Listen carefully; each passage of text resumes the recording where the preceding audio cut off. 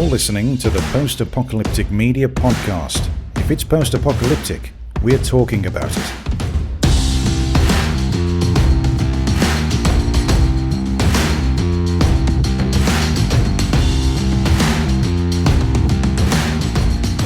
Hello and welcome back to the Post-Apocalyptic Media Podcast. I am your host, Sean. This is episode number 63, and I am going to talk all about the week's post-apocalyptic news.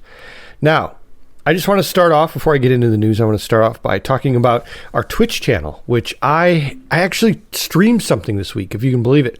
So if you head on over to twitch.tv/post-apocalyptic media, I know, who'd have ever guessed that that was our handle over there. If you head over to that, which I'll have links to that in the description, the show notes today, but if you head over to that, you'll see me playing a game called Among Trees. Among Trees is like a survival game. It's not really post-apocalyptic, although you are surviving in like a modern world. It's like a modern survival game. And I think the premise of it is like you're a hiker and you get stuck out in the middle of nowhere and you have to, basically you find a cabin you have to rebuild, and then from there you're like rebuilding the cabin and you're finding resources and like it's kind of like a puzzle game, at that point where you're just kind of getting new stuff and figuring out what works with what and things like that. It's a lot of fun. I streamed it on Tuesday. The video should still be up, and I'm probably going to play it again. I'm probably going to start streaming on Tuesdays, and I'd like to do 2 days a week, but for all you gamers out there, hopefully it's something I'll do more often. And you know what I was thinking of doing? I didn't do it in this one, but I said I was going to.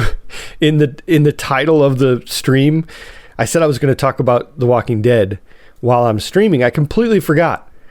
So at the end, I go to save the video and I look and it says, also talking about The Walking Dead. I'm like, oh yeah, I was going to do that. Well, I didn't do that. I do it here on this podcast though, right?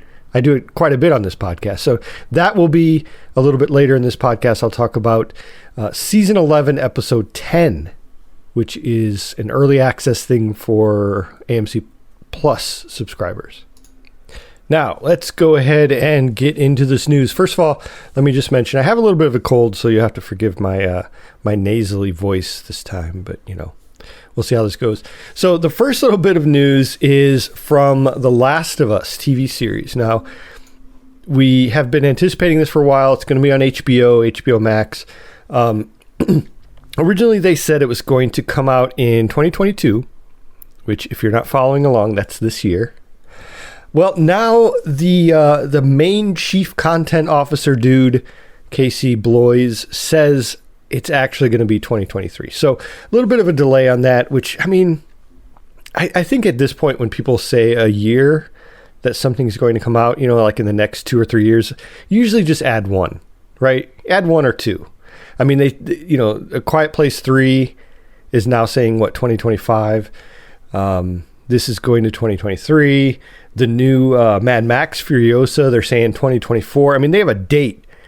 They're saying May something 2024, which we'll actually talk about that in a second.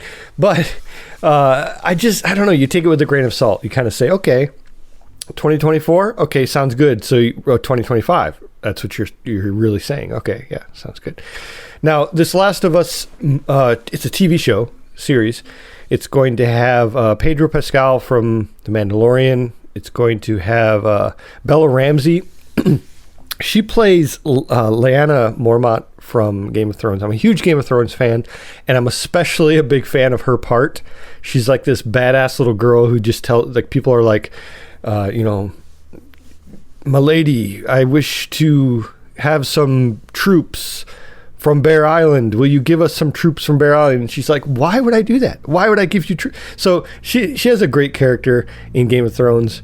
And also, I'm looking forward to her playing Ellie in The Last of Us. So it should be a good time, right? And it's written and it's directed by the guy who did Chernobyl, Craig Mazin. And it's written by the original guy who wrote the original game, Neil Druckmann from Naughty Dog. So it has a lot of promise. All right, let's get into this next little bit of news. The Fallout TV series, speaking of TV series, there's a Fallout TV series that's supposed to be coming out, and it's on Amazon, right? Amazon has everything these days. Well, if HBO doesn't have it, Amazon has it. So the crazy thing here is that we know there's a guy named Walton Goggins who has been cast as a ghoul. So the question here, now you may have seen Goggins. He's been in like Ant-Man and the Wasp, Justified. He plays a pretty big part in Justified, Predators. We've seen him before. He's one of those guys when you see him, you're like, oh yeah, that guy. Well, he's going to be playing a ghoul, and we don't know if he's going to be playing the main character. If this ghoul is going to be, the main protagonist. It's kind of, I don't know, it's kind of what people are thinking. And Tina wrote this up, and it's great because she goes through some speculation about what his character could be, how ghouls have played a major role in the Fallout universe since basically the beginning. And of course, there are different kinds of ghouls. There's the intelligent ghouls who can talk to you and have a conversation with you, whether you want to or not. And then there are the ones that just kind of, creep around in the, out of the ground, and you fight them and kill them. So yeah, two different kinds. I'm hoping he plays an intelligent one that talks to you. I'm assuming, right? All right, next little bit of news. Pacific Rim writer releases new audio drama called Impact Winter. Now, the thing about this is Travis Beacham is the name of the guy. He wrote Pacific Rim. He wrote the sequel, Pacific Rim Uprising. He wrote a few other pretty big shows. He wrote this audio drama. Now, some people are calling it an audiobook. It's not really an audiobook at all. It is more like an old-timey, those plays, the audio plays that they had back, before television, when they would have sound effects and they would have different actors. I mean, I really like that kind of stuff on Audible. Audible seems to be doing a lot more of that. Of course, Audible is owned by Amazon. Here we are talking about Amazon again. Amazon, doing the Fallout TV show, and now they're doing this. But the important thing about this is Impact Winter is a post-apocalyptic, it's like a vampire story, which is pretty intriguing. I started listening to it. It's a pretty short little drama. It's only like 5 hour listen. So I just started listening to it. I think Tina and I are going to get together and talk about it on a future podcast, probably in a couple weeks, and kind of give our impressions of what we thought. I think that'll be fun because, again, it's not an audiobook. Audiobooks can go, 15 hours, 30 hours. That's a lot of listening. That's a lot of dedicated sitting down and, whatever you do when you listen to audiobooks, driving to work or, whatever. But this is only 5 hours. That's not too bad. But it seems like a cool story.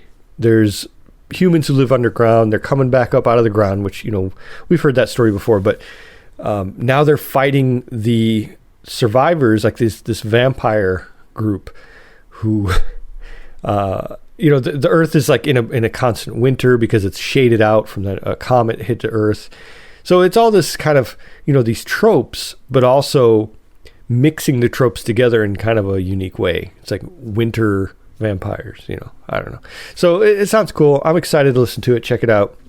But I thought the important thing and the interesting thing here was that it's from the writer of Pacific Rim. And also it has an executive producer from The Walking Dead. So, and actually, it's funny. We just mentioned Bella Ramsey from The Last of Us. Bella Ramsey is actually in this too. She has a voice part in this, as well as the guy who plays, there's another role. Oh, Davos Seaworth is, the actor's name is something, Liam Cunningham, I think. Yeah, Liam Cunningham.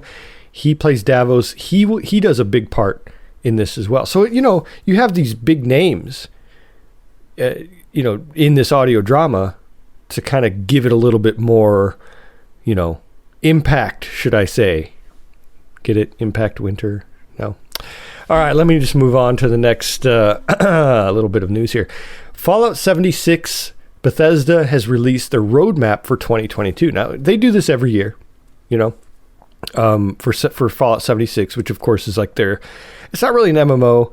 It's like a online multiplayer co-op game. You know, you can't play massively multiplayer. I mean, you can play like 20 people, something like that. You can play quite a few. It's just not hundreds, like some games. But anyway, I really like the game. I stopped playing it because it's a lot, and I just went on to a different game. I mean, it's just what happens. But there's a lot in the game, a lot going on, and they're actually bringing more into it. So for this year, there's robots, aliens, there's Pittsburgh. They're bringing Pittsburgh back. If you remember from Fallout 3, they had a DLC called The Pit, where it took you to Pittsburgh. And the coolest thing about that is they had this gas-powered portable, it's like a cutting saw, like a concrete cutting saw, and you could use it as a weapon. And it was on the cover and everything. And it's actually a version of that is on the cover of this. So it's almost like that's, they know that's a main draw. So here's what we have. We have Invaders from Beyond, which will hit in spring of 2022. That's the alien one. Test Your Metal, METAL. That's the robot one. That'll be coming in summer. The Expeditions, The Pit. Now what that'll do is it'll take your characters outside of, the Appalachian area that you're in right now in Fallout 76. They have these missions and they explain a little bit. They don't tell too many details, but they say basically you're going to be doing these missions outside of the map. It's a cool way to expand the map without actually expanding the map, right?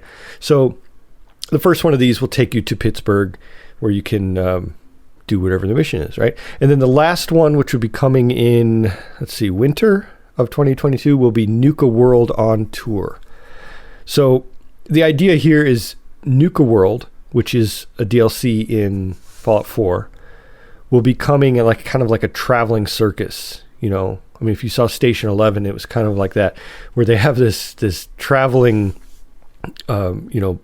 group from Nuka World who's going to be coming to the Appalachian world of Fallout 76.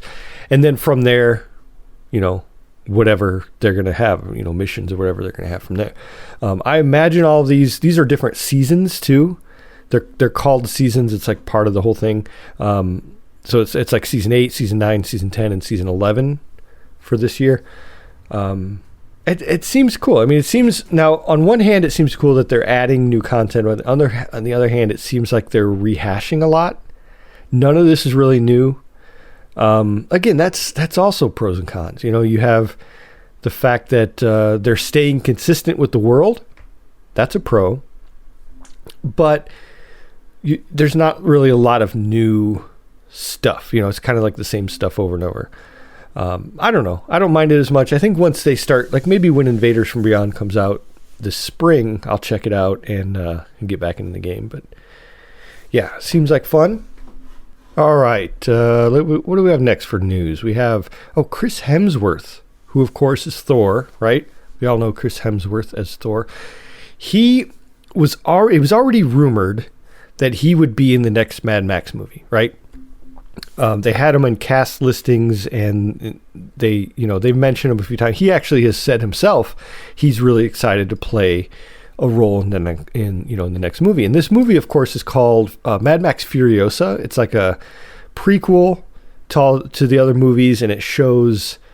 Actually, I don't think it's a prequel to all the movies. I think it's just a prequel to Fury Road.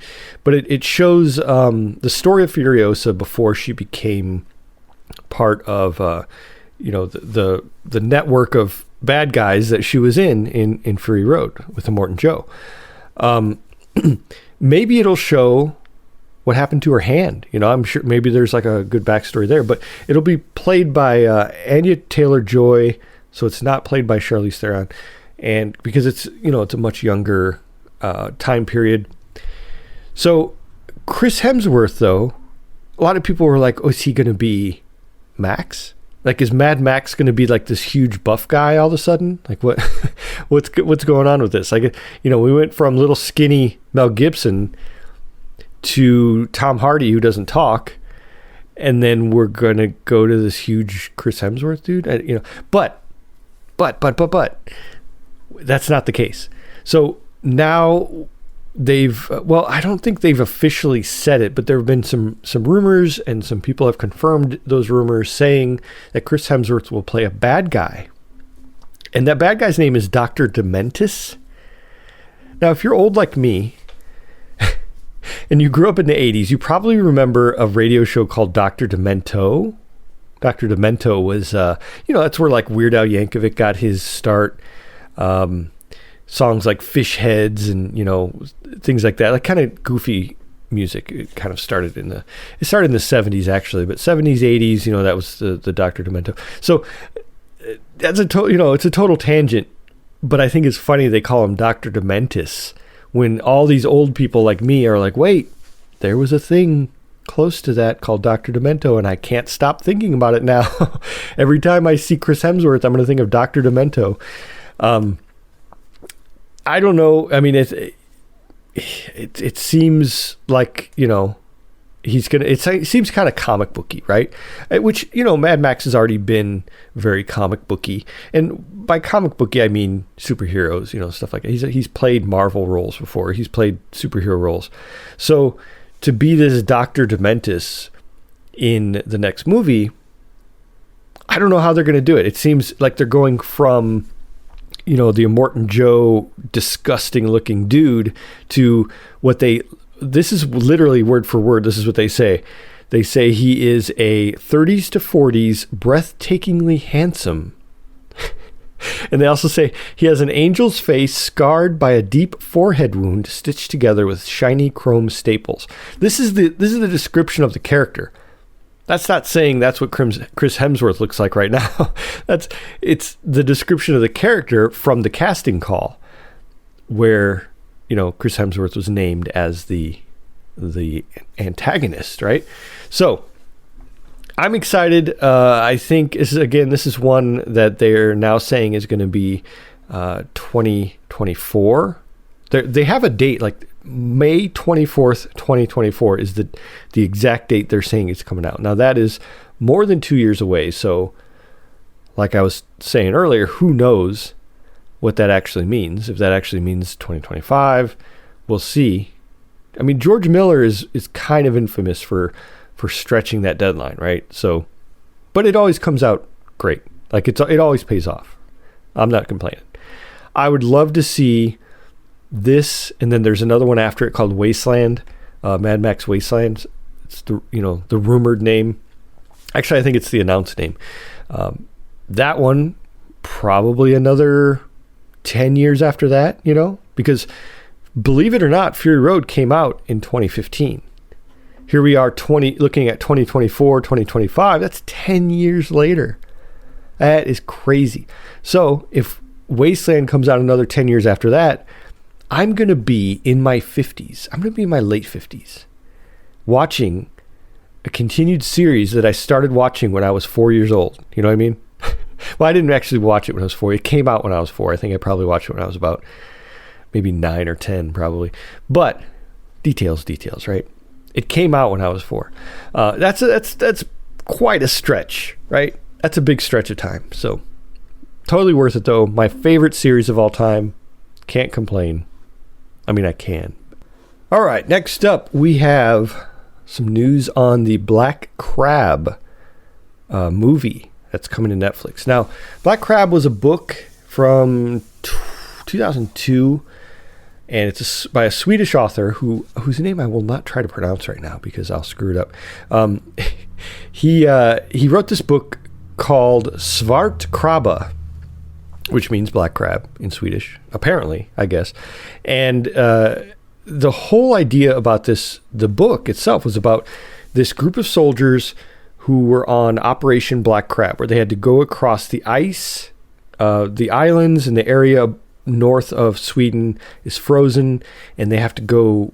I don't know what they're doing. They're delivering this package, and it's supposed to end the war. Like there's this apocalyptic war that's going on right now, and they're saying that they're losing the war, and the only way to do this, to win this war, is to deliver this package. We don't know what the package is. I didn't read the book.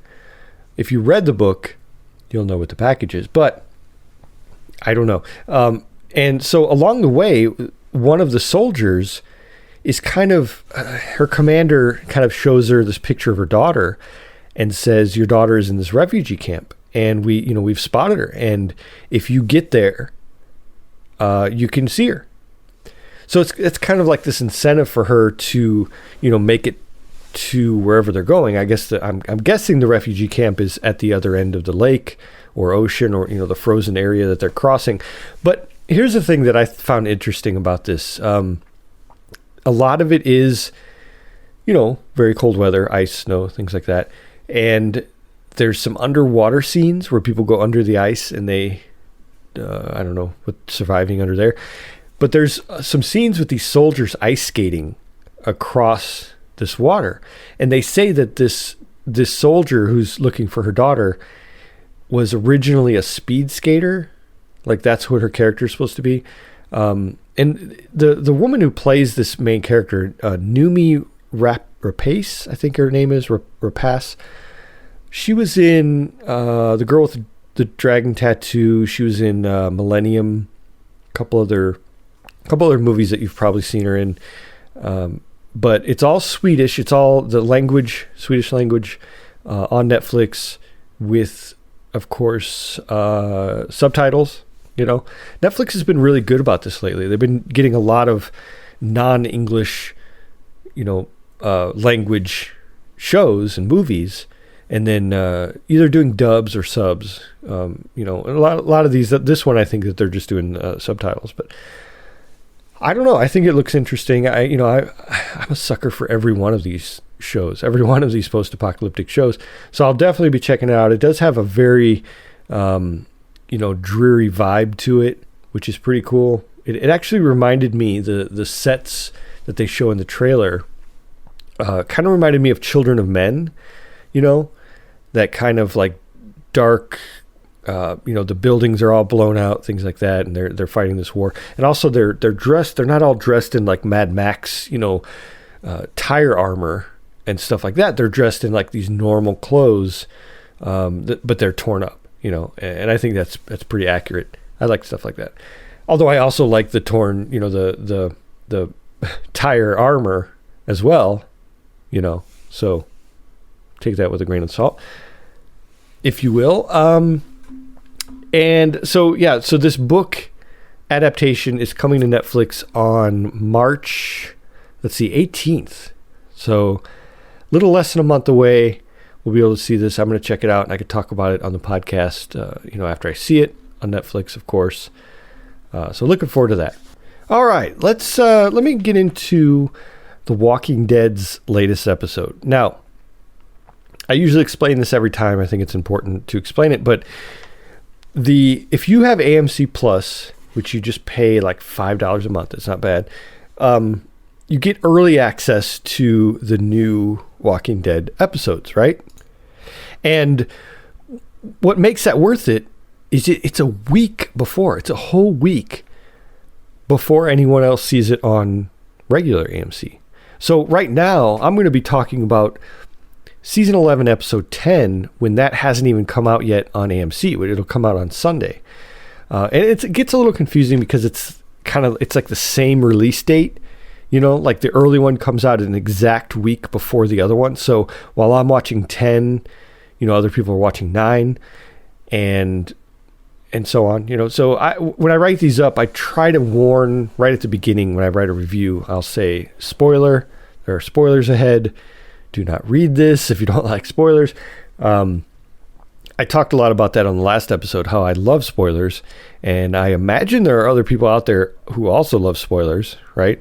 So if you're one of those people, you definitely should read my recap. But I'm not going to spoil it in this episode because I think that that's not fair to have it spoiled right in the middle of a bunch of other information, So, yeah, check out that recap if you like spoilers. But let's talk about the episode overall, spoiler-free, right? This episode saw the group. So we saw at the end of episode 9 where they, Lance and the other people from the Commonwealth came and said, come join us, right? We'll help you. And that's to the people at Alexandria. Well, so a big group of them did go. And that includes Daryl, Carol. There are people who are already there too, like Princess and Yumi and Eugene. and a couple other people went too. I forgot the girl's name. There's the one, she played a waitress. She said that she was a waitress before, and then she ended up being a waitress also at Commonwealth, which is, that's her thing. So they're kind of showing a lot of the dynamic of these survivors, these people who have never really been part of a real community. Alexandria was a good community. They had farms and stuff like that. But the Commonwealth is on a whole new level. They're trying to act like the apocalypse never happened. And you'll see at the very beginning of this episode, there's an example of how they're doing that. They're trying to act like zombies aren't really a big deal. They're trying to act like, they're a safe environment. And they do have soldiers everywhere. Everywhere you look, every scene, there's a soldier in the background. They're trying to show, hey, this is a safe place. Well, of course, as we know, we're all fans of dystopia, right? As we know, when there's soldiers all around, it's not really a safe place. There's always going to be something going on there. Why? What are they hiding? What's in the underbelly of this establishment? Well, that's the thing. Is like Carol spends a lot of time trying to figure out what's going on. She does some spy work. She does a little bit of espionage. She does a little bit of wheeling and dealing also, which is really interesting. And I like this episode. I think it was a little slow. It wasn't as action packed as the last few we've seen, but you have to do that every once in a while. You have to kind of slow down and kind of catch up with the backstories, right? You have to catch up with the character development and get kind of show where everybody's at. Well, that's where we're at on this one. Now, if you saw the end of episode 9, again, I won't spoil that because I really loved it, but you see there's a dynamic between two groups. I guess I'll just leave it at that. I'll leave it at that. There's a dynamic between two groups, and they're separated, and you're kind of like, why did they get separated? Why are they treating each other like this? And how did we get to this point, right? Because it's 6 months later. It says 6 months later, and then it shows these two groups. Well, we kind of rewound a little bit for episode 10 to show what leads up to that. Well, the next 2 episodes, I think at least, are going to, well, probably more than that, are going to show what leads up to that. What leads up to the end of episode 9. So that was a teaser. Let's now see how we got to this point. And I love it. I love that type of plot development. It's really interesting. So that's where we're at here. Again, I say it's slow, but it's informative. It's kind of a necessary place to be at this point in the season, where you're going back and explaining some things. There are some really important things to pay attention to in this episode. There are, I don't know. I feel like it's Carol's episode. Carol plays kind of a great, it's like classic Carol, going back to not like season 1 Carol, but like season, 6, 7 Carol, when she kind of goes out on her own and she stops being, Martha Stewart but let me point out, she does have a Martha Stewart moment in this one. And it just goes to show, it kind of harkens back to the fact that she can maintain that. She can maintain that facade and make everyone think that she's Martha Stewart, while at the same time preparing a case to take them down and stab them in the back. And not in a bad way, but like in a really calculated, it's just great. It's a really great character that she plays, and that she has. So yeah, that's why I think this is it's pretty much a Carol episode. And it's, Daryl's there too. Daryl is a major part of it, which, as a tangent, makes me excited for the potential of this Daryl Carol spinoff they're supposed to do. Of course, they're not romantically involved, but they're so close to each other. It's like they're partners, right? They have this understanding. They're just this great friendship, and to be able to have that as a spin-off, I think will be interesting. I don't know how they're going to do it, but it'll be cool to see how they do it and how they decide to kind of flesh out their side of things, I guess. But yeah. All right, so I'm not going to spoil any more of that because I think that I think I would spoil it if I said too much more. But just know it's a don't expect a ton of action. There's a little bit, of course. Don't expect a ton, and there's minimal zombies, maximum backstory, I guess you could say. All right, let's see. What else do I have to talk about? Well, we have a lot more on the site to check out, of course. We have other reviews, Snowpiercer. We have reviews of the new season of Raised by Wolves, Season 2. We have reviews of Attack on Titan. So if you want to check this out, check out more about these other shows, definitely check it. We have so much covered on the website. It's at post-apocalyptic.com. You can also go to post-apocalypticmedia.com. You can check us out on a bunch of different social media platforms, and I'll have all that linked in the show notes for today. Next week's going to be a little different because I'm going to probably get the episode out early, a couple days early. I usually get it out on, it's usually ready by Thursday, and this one will probably be ready by Tuesday of next week. And the reason for that is I'm doing an interview during the weekend, and it'll be a good one. It's for an upcoming graphic novel, comic book. I'll be interviewing the author of that and talking more about it. And then, of course, I'll have, we'll talk about the novel itself and kind of how everything came to be. So I'm excited for that. I always love having interview shows, and especially, when I can get together with someone and just talk about post-apocalyptic stuff, like in general, but also the thing that they're there to talk about, if that makes sense. So yeah, it should be a good show, but just a little bit, it'll come out a little bit early. That's all. So bonus, right? Bonus for you. But yeah, I want to thank everyone for listening to this show, listening to me ramble. And again, check us out on social media and also Twitch, where I will hopefully be streaming more often, at least every Tuesday. And if you join our Discord, I put an announcement in there when I go to stream. So that will help you out. And also, yeah, check us out. We usually put this audio on YouTube. If you would rather listen on YouTube and you don't have like a podcatcher or something like that, check that out. But yeah, we're everywhere. We are literally everywhere, and not in a creepy stalker way. But until next time, I want to thank you all for listening, and remember to stay alive out there, and remember, always be ready for the big one. Bye-bye.